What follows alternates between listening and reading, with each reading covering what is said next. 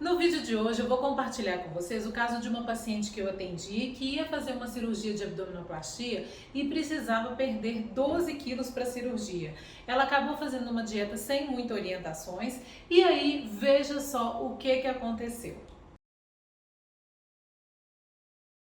Bem-vindos a mais um vídeo aqui do VCP, eu sou Juliana Oliveira, sou fisioterapeuta e nutricionista e hoje eu vou compartilhar com você o caso de uma paciente que eu atendi que tinha o sonho de fazer abdominoplastia, mas ela precisava, por recomendação médica, perder cerca de 12 quilos para fazer a cirurgia em segurança. Então, essa paciente, a partir dessa informação, ela começou então a fazer dietas restritivas mesmo, começou a buscar informações e começou a fazer uma dieta estilo low carb. Ela foi cortando todos os carboidratos, então tirou tudo aquilo que ela consumia, muito pão, comia muita massa, e até mesmo frutas, da alimentação dela. Então ela foi cortando os carboidratos e começou a consumir mais proteína, mais carne, mais queijo, ovos, bacon. Então ela foi substituindo a alimentação dela de carboidrato para mais proteína. E nos 2 primeiros meses ela teve um ótimo resultado, ela conseguiu emagrecer 6 quilos, dos 12 que ela precisava perder. Só que ela percebeu que nos últimos tempos ela perdeu no primeiro mês praticamente 4 quilos, no segundo mês ela perdeu só mais 2 e ela viu que estava ficando mais lento mesmo, ela não estava conseguindo mais perder tanto peso assim. Então ela resolveu, como só faltava um mês para a cirurgia dela, ela resolveu fazer uma dieta um pouco mais radical. Então ela começou a estudar sobre a dieta cetogênica e fez então uma restrição total de carboidrato. Então ela não consumia nenhum tipo de verdura, ela não consumia nada de fruta, só consumia basicamente proteína. Ela conseguiu também perder os 6 quilos que faltavam realmente para a cirurgia, resolveu e fez a abdominoplastia. Só que aí ela estava me contando que nos primeiros dias de pós-operatório ela começou a notar primeiro que ela estava ficando muito inchada, ela ficou de um inchaço que ela não imaginava que ficaria. Quando foi aproximadamente com 4 dias de cirurgia, ela começou a perceber que a cicatriz dela ali na região, da cicatriz pélvica, estava soltando um líquidozinho. E aí ela foi no retorno com o cirurgião, ele viu que realmente estava abrindo a ferida. E estava contaminada também, estava uma ferida infeccionada. Então ela que já estava fazendo uso dos antibióticos, ela teve que usar um antibiótico ainda mais forte e notou também, ela estava me contando que o intestino dela ficou muito ruim depois da cirurgia, ficou com o intestino muito preso, com muito desconforto, muitos gases, ela não conseguia ir ao banheiro de jeito nenhum, ela teve que usar supositório, remédios para poder conseguir que o intestino dela voltasse a funcionar. E começou a notar também que a pele dela estava ficando muito seca, a unha dela muito fraca, enfim. Quando foi aproximadamente com 14, 15 dias de pós-operatório, ela começou a notar uma formação de fibroses na região do abdômen. E então, quando ela chegou para eu avaliar, eu realmente vi que estava começando uma formação de fibroses mesmo na região do abdômen, mas o que me chamou mais atenção foi a questão da cicatrização, a ferida que estava ali. Quando foi na parte de alimentação, eu percebi que com essa dieta toda muito restritiva que ela fez, poderiam realmente estar faltando nutrientes importantes para o processo e principalmente a questão dos carboidratos. Porque as pessoas têm muito medo do carboidrato hoje em dia, quem faz dieta principalmente, inclusive ela depois da cirurgia continuava sem consumir carboidratos, com medo de engordar, já que ela tinha emagrecido muito para a cirurgia.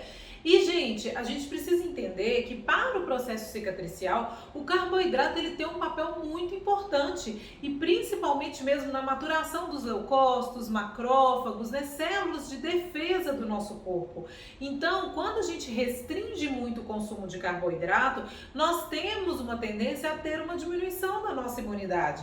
E às vezes por isso mesmo que estava sendo difícil a resolução ali da questão da ferida, da infecção que houve. resolve, porque o nosso corpo mesmo, nosso sistema de defesa está prejudicado. Então a primeira coisa que eu fiz quando ela me falou tudo isso foi ajustar a alimentação para ela, de forma que ela tivesse sim carboidratos na rotina dela, carboidratos de boa qualidade, claro, porque também não é falar que a gente pode consumir tudo quanto é tipo de carboidrato. Existem carboidratos que vão aumentar muito, né, a glicemia, os índices de açúcar no sangue depois que a gente consome, e isso também não é favorável para a cicatrização. Então a gente tem que saber escolher, né, os alimentos certos para poder nos ajudar e dosar essa quantidade de proteína. Excesso de proteína também não favorece o nosso processo cicatricial. Você pode sentir que você fica muito inchada, pode ter essas reações, inclusive questões de intestino, porque proteína demais vai alimentar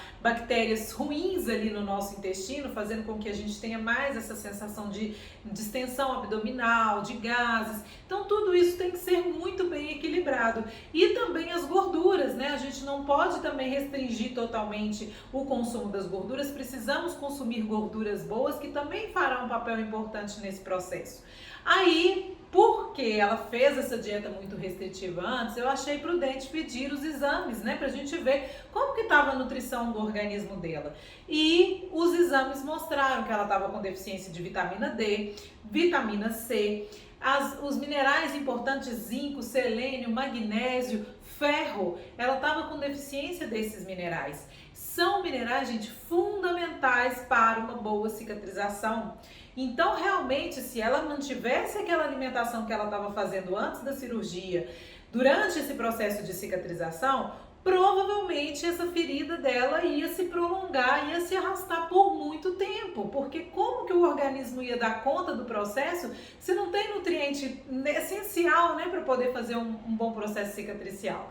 Então, a gente teve que rearranjar toda a alimentação dela, suplementamos os nutrientes que estavam faltando, e isso, gente, é outro ponto fundamental. Quando eu falo em suplementação, a gente tem que ter cuidado, porque eu recebo muitos pacientes que escutam falar, né, porque vitamina C é importante, porque a vitamina D é importante, porque o zinco é importante, e por conta própria vai lá e compra suplementos para poder ajudar o organismo, sendo que, gente, sem fazer um exame, sem ver como que tá a nutrição, porque em muitos casos os pacientes começam a suplementar e às vezes não tem necessidade daquele nutriente. Você, através da sua alimentação, já consegue a quantidade suficiente que precisa, e aí começa a vir excesso de nutrientes também, que não é nada interessante, porque o excesso de alguns nutrientes vai impedir a absorção de outros. Então você acaba fazendo um desequilíbrio no seu corpo por suplementar, achando que suplemento vai resolver todos os problemas e vai ser